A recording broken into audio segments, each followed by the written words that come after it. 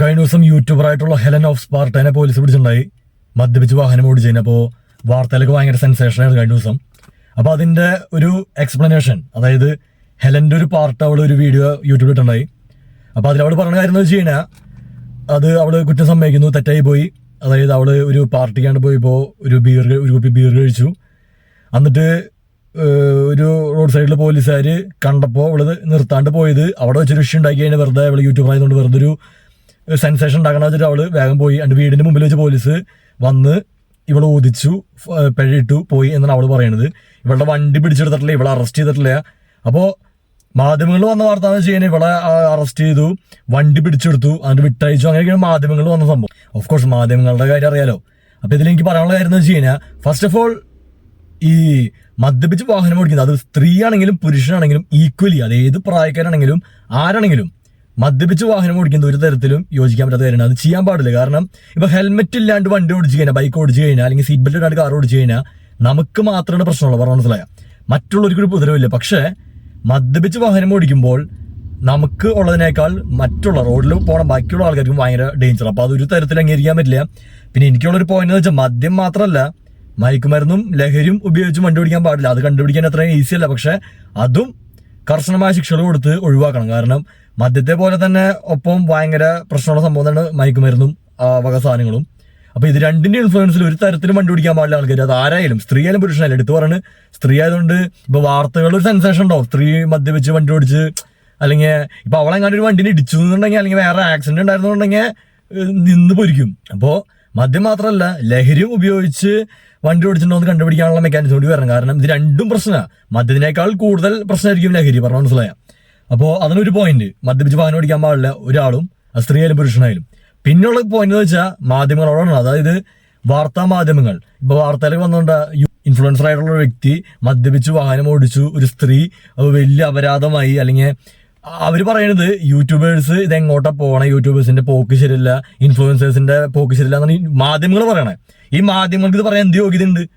ഇപ്പൊ ഈ ഒരു കേസിന് എടുത്തു കഴിഞ്ഞാൽ, ഈ ഒരു ഇൻസിഡന്റ് ഉണ്ടാവുമ്പോ അവളുടെയും കൂടിയും, അതായത് ഹെലന്റെയും കൂടി ഒരു പാർട്ട് ചോദിച്ച് മനസ്സിലാക്കാണ്ട് വെറുതെ അങ്ങോട്ട് അടിച്ചുവിടുക വ്യാജ വാർത്തകള്. അതായത് ഇവള് മദ്യപിച്ച് വാഹനം ഓടിച്ചു, പോലീസ് പിടിച്ചു നിർത്താണ്ട് പോയി, ഇതൊക്കെ ഉള്ള കാര്യമാണ്. വണ്ടി പിടിച്ചെടുത്തു, അല്ലെങ്കിൽ ഈ പറഞ്ഞ പോലെ ഇവളെ അറസ്റ്റ് ചെയ്തു, കൊണ്ടുപോയി സ്റ്റേഷനിൽ കൊണ്ടുപോയി, അല്ലെങ്കിൽ ഇവള് റോഡിൽ അഭ്യാസം കാണിച്ചു, ഇങ്ങനെ അനാവശ്യമായിട്ടുള്ള വാർത്തകൾ കൊടുത്ത് ഈ ഒരു സിറ്റുവേഷൻ, ഇവളൊരു ഇൻഫ്ലുവൻസർ ആയതുകൊണ്ടും സ്ത്രീ ആയതുകൊണ്ടും അത് ആൾക്കാർ കാണും എന്നറിയണ മാധ്യമങ്ങളല്ല ശരിക്കും ഇവിടെ ഷോ കാണിക്കുന്നത്. യൂട്യൂബ് ഇൻഫ്ലുവൻസറിനേക്കാളും ചെറ്റത്തരം കാണിക്കുന്ന മാധ്യമങ്ങളാണ്.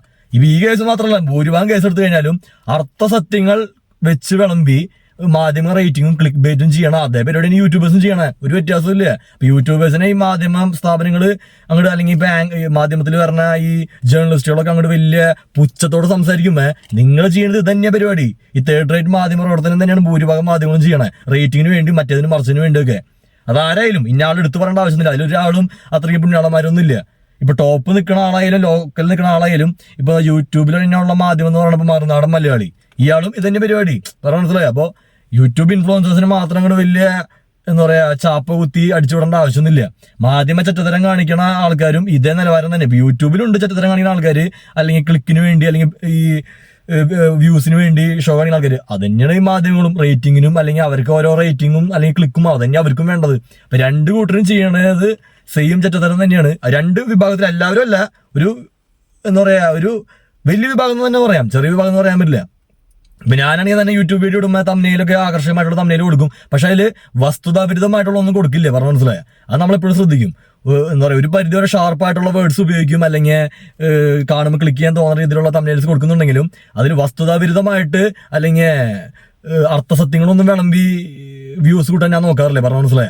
അപ്പൊ അത് ഈ ഒരു കാര്യമാണ് ഇതിൽ പറയാനുള്ളത്. അതായത് മാധ്യമങ്ങൾ ഒരു വാർത്ത കൊടുക്കുമ്പോൾ ശ്രദ്ധിക്കേണ്ട കാര്യം എന്ന് വെച്ച് കഴിഞ്ഞാൽ, ഒരു ഇപ്പൊ എന്ന് പറഞ്ഞാൽ സോഷ്യൽ മീഡിയ ഉണ്ട്, അല്ലെങ്കിൽ ഇപ്പോൾ കോൺടാക്ട് ചെയ്യാൻ ഇഷ്ടം പോലെ മാർഗങ്ങളുണ്ട്. ഫോൺ നമ്പർ ഇപ്പൊ ആ പെൺകുട്ടിയുടെ ആ വീഡിയോയിൽ പറയണ്ട, അവളെ വേണമെങ്കിൽ വിളിച്ചാൽ എളുപ്പം കിട്ടും. അവൾ ഇത്ര ഫേമസ് ആളായതുകൊണ്ട് അവളുടെ നമ്പർ കിട്ടാൻ വലിയ ബുദ്ധിമുട്ടൊന്നുമില്ല. അപ്പൊ അവളുടെ ഭാഗം കൂടിയും ചോദിച്ച് മനസ്സിലാക്കിയിട്ട് വാർത്ത കൊടുത്താൽ മര്യാദ, പറഞ്ഞ മനസ്സിലായ. വലിയൊരു എമർജൻസി കേസ്, അല്ലെങ്കിൽ വല്ല തീവ്രവാദികൾ ബോംബ് വെച്ചാൽ അങ്ങനത്തെ സഡൻ ആയിട്ടുള്ള ന്യൂസൊക്കെ ആണെങ്കിൽ പെട്ടെന്ന് വിടണം. ഇതിപ്പോ അങ്ങനെയൊന്നുമല്ല, 2 ദിവസം കഴിഞ്ഞിട്ട് ഇനി വാർത്ത തന്നെ വന്നത് മാധ്യമങ്ങൾ, പറഞ്ഞ മനസ്സിലായ. അപ്പൊ അത് മാധ്യമങ്ങൾക്ക് നോക്കായിരുന്നു. ഇത് മാധ്യമങ്ങൾ, വാർത്താ മാധ്യമങ്ങൾ ഇത് ശ്രദ്ധിച്ചില്ലെങ്കിൽ എന്താണ്ടാവുന്ന വെച്ച് കഴിഞ്ഞാൽ, ആൾക്കാർക്ക് ഇപ്പൊ തന്നെ വിശ്വാസത ഇല്ല. അപ്പോൾ നിങ്ങൾ ഓരോ മാധ്യമ സ്ഥാപനങ്ങൾക്ക് അവരുടേതായ രാഷ്ട്രീയ അജണ്ടയുണ്ട്, അല്ലെങ്കിൽ രാഷ്ട്രീയം ഉണ്ടാവും, അല്ലെങ്കിൽ അവരുടേതായ താല്പര്യം ഉണ്ടാവും. അപ്പോൾ നിങ്ങൾ ഓരോ വാർത്ത കൊടുക്കുമ്പോഴും ജനം വിചാരിക്കും നിങ്ങളുടെ ആ രാഷ്ട്രീയ താല്പര്യത്തിനോ അല്ലാത്ത താല്പര്യത്തിനോ വേണ്ടിയായിരിക്കും വാർത്ത എന്നുള്ള ഒരു ആ ഒരു പ്രതീതി വന്നു കഴിഞ്ഞാൽ നിങ്ങളോടുള്ള വിശ്വാസ്യത നഷ്ടപ്പെടും. പറഞ്ഞ മനസ്സിലായോ? അപ്പോൾ ആൾക്കാർ എന്തുണ്ടാവും, വാർത്തയൊക്കെ കൂടുതൽ സോഷ്യൽ മീഡിയനെ ആശ്രയിക്കാൻ തുടങ്ങും. അപ്പോൾ അത് രണ്ടും കടക്കരുത്, സോഷ്യൽ മീഡിയയിലും എല്ലാം കറക്റ്റ് ഞാൻ പറയില്ലേ, പറഞ്ഞ മനസ്സിലായോ? അപ്പോൾ വാർത്താ മാധ്യമങ്ങൾ ശ്രദ്ധിക്കുക, ഒരു നിലവാരം കീപ്പ് ചെയ്യുക, ഒപ്പം തന്നെ ഒരു മാധ്യമ ധർമ്മം അല്ലെങ്കിൽ മാധ്യമ എന്താ പറയുക ഒരു വിശ്വസ്തത കീപ്പ് ചെയ്യാനായിട്ട് ഒരു പരിധി വരെ ഒരു ഇൻസിഡന്റ് ഉണ്ടാവുമ്പോൾ, ഇപ്പോൾ ആൺ പെൺ വിഷയമാണെങ്കിലും അല്ലെങ്കിൽ ഏത് രണ്ട് പാർട്ടികളുടെ വിഷയമാണെങ്കിലും അല്ലെങ്കിൽ എന്ത് സംഭവമാണെങ്കിലും അല്ലെങ്കിൽ ഇപ്പോൾ ഹെലൻ ഓഫ് സ്പാർട്ട ഇഷ്യൂ ആണെങ്കിലും ഒരു മറുവശം കൂടി ഉണ്ടാവും എന്ന് മനസ്സിലാക്കി അതും കൂടി മനസ്സിലാക്കിയിട്ട് വാർത്ത കൊടുക്കുക. പറഞ്ഞ മനസ്സിലായോ? ഒരാളെ വെറുതെ ഒരു ബാഡായിട്ട് പിക്ചറൈസ് ചെയ്യുമ്പോൾ നിങ്ങൾക്ക് വ്യൂസ് കിട്ടുന്നുണ്ടാവും, പക്ഷെ ആ വ്യക്തിക്ക് ഉണ്ടാവണ ഒരു ദുർബലമാർക്കാണ് ഇങ്ങനത്തെ വ്യാജ വാർത്ത കേട്ടിട്ട് വിഷമം വരുള്ളൂ. അത് വേറെ സൈഡ്. ഇപ്പൊ എനിക്കൊക്കെ പേഴ്സണലി ഒരു വ്യാജ വാർത്ത വന്നാലും ഞാൻ അത് ആ മൈൻഡ് എടുക്കുള്ളൂ. ചിലപ്പോൾ നിയമ നടപടികൾ മുന്നോട്ട് ചിലപ്പോൾ പോവാതിരിക്കാം, അതൊക്കെ ഡിപ്പെൻസ് ഓഫ് ദി ഇന്റൻസിറ്റി. അല്ലാണ്ട് ഇപ്പൊ നമ്മളെ കാര്യം മൈൻഡ് എടുക്കുള്ളൂ. അല്ലാണ്ട് ഇപ്പൊ ചില ദുർബലമായിട്ടുള്ള ആൾക്കാർക്ക് ഇപ്പൊ ഹെലൻ ഓഫ് പാർട്ടിക്ക് അത്രയും ഇഷ്യൂ ഉണ്ടായെന്ന് എനിക്ക് തോന്നറില്ല, അവളെ അത്രയ്ക്കും ദുർബല വ്യക്തിയല്ല. അപ്പോ അതാ മാധ്യമങ്ങൾ ശ്രദ്ധിക്കുക, അതായത് ഒരു വാർത്ത കൊടുക്കുമ്പോൾ അതില് രണ്ടു വശം മനസ്സിലാക്കാൻ ശ്രമിക്കുക.